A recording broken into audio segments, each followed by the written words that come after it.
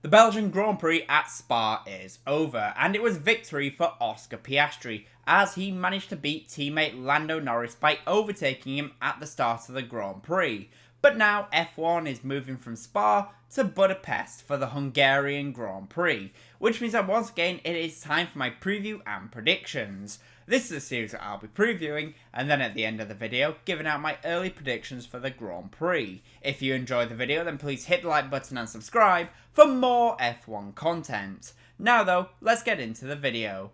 As usual, I'll be talking about the top teams later on, so please do stick around for that. Yep, Spa is over, and F1 is heading to Budapest, and it is a Budapest circuit which has been newly resurfaced and also renovated ahead of this year's Grand Prix.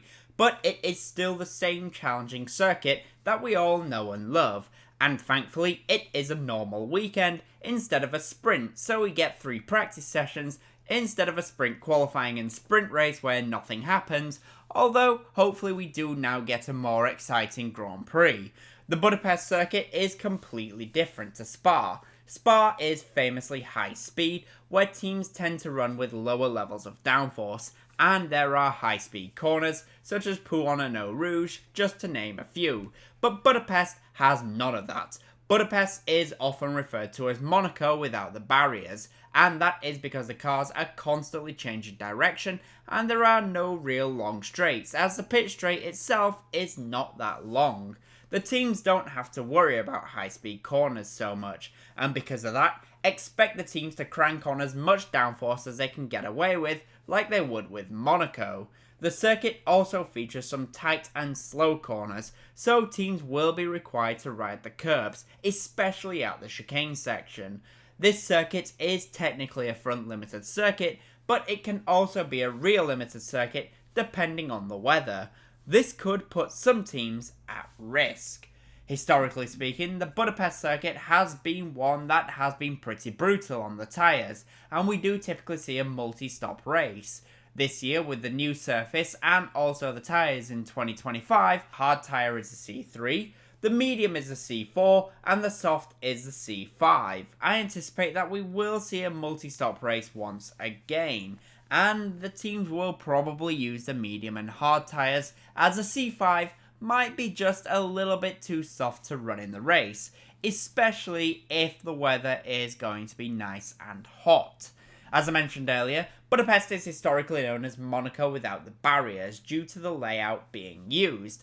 But that being said, it is thankfully a lot easier for the cars to overtake at Budapest compared to Monaco. And you can see that as last year there was a total of 33 on-track overtakes. To help with overtaking, the Budapest circuit features 2 DRS zones. The first DRS zone is down the pit straight heading into turn 1, and this is really the main overtaking spot on the circuit. However, if you don't get it done here, you do get a second chance at the second DRS zone, which is on the exit of turn 1 and heads towards turn 2. And you do see sometimes some drivers use the first DRS zone to set up the second DRS zone. Last year, the pole position lap time was set by Lando Norris in the McLaren, and Lando set a time of a 1 minute 15.227. During that lap, Lando Norris reached a top speed of 313 km per hour, which is 194 miles per hour.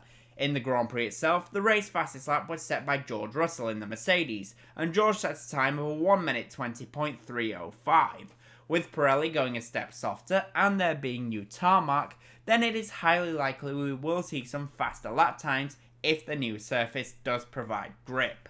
I just want to say, if you are enjoying the video so far, then I would really appreciate it if you hit the like button and subscribe for more F1 content. Now though, let's get back to the video and let's talk about Red Bull. For Red Bull then, it was a race where they could have had a great race if they actually raced in the rain and wet at Spa, as Max Verstappen opted to put a high downforce wet setup on the car. However, with the race directors waiting until it was practically dry, there was nothing Max could really do with that wet setup when the circuit dried out. Teammate Tsunoda had a great qualifying session, however he had to stay out when the circuit dried out, and it really didn't work out for him. Heading to Budapest, Red Bull will likely be hoping that the temperatures are not too hot. If the temperatures are not boiling, then it is typically more of a front limited circuit, and we should see them contending quite nicely for a podium. However, if the temperatures are hot, then Budapest becomes more of a real limited circuit, and that is where we sometimes see them struggle just a little bit. And with a more resurgent Ferrari, then we might see Red Bull struggling to get on the podium. For Mercedes then, it was a really difficult weekend for Kimi Antonelli, as nothing seemed to work for him all weekend long. He really struggled in sprint and the Grand Prix. In qualifying, he just couldn't get the car to work how he wanted either. Teammate George Russell had a much better time, but sadly for George, it was a pretty lonely race, all things considered.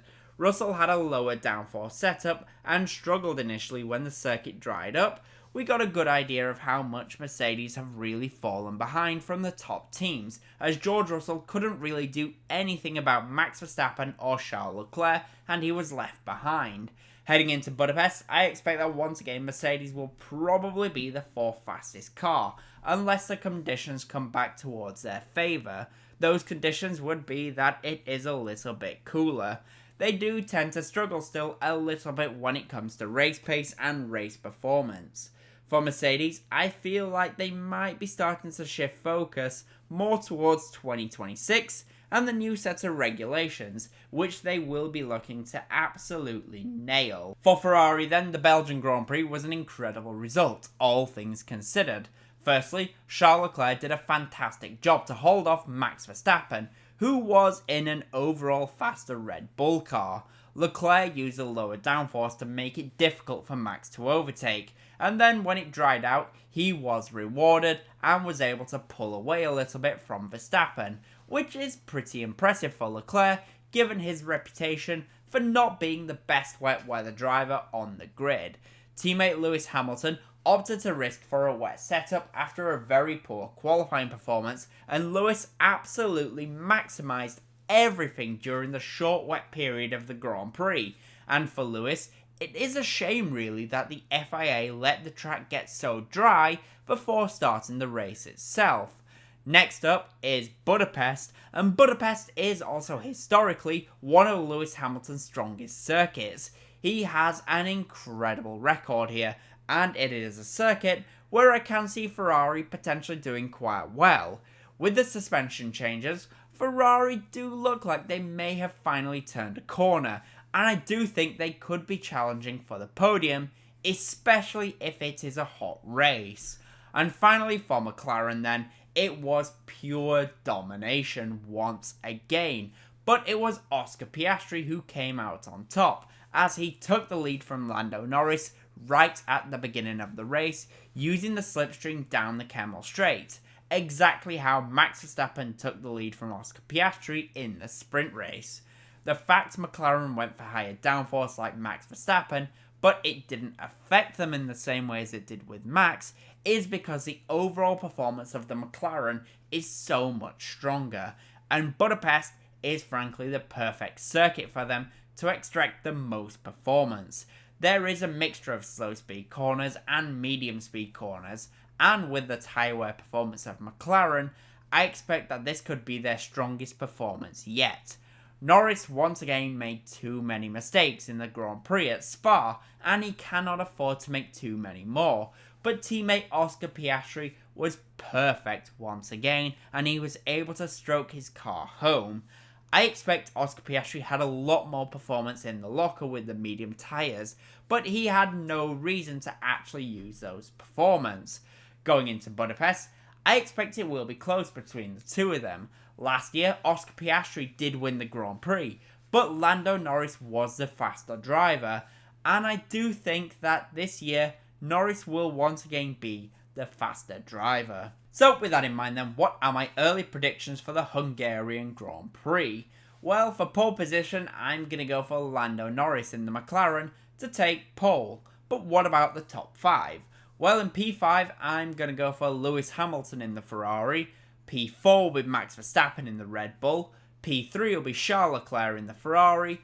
P2 will be Oscar Piastri. And Lando Norris will win the Hungarian Grand Prix if he nails the start. If he doesn't, then I think it will be his teammate Oscar Piastri that wins the race. But those are my thoughts. The question is, what do you guys think will happen? In the comment section down below, please do let me know. And as always, comment, leave a like and subscribe for more F1 content. Thank you all so much for watching.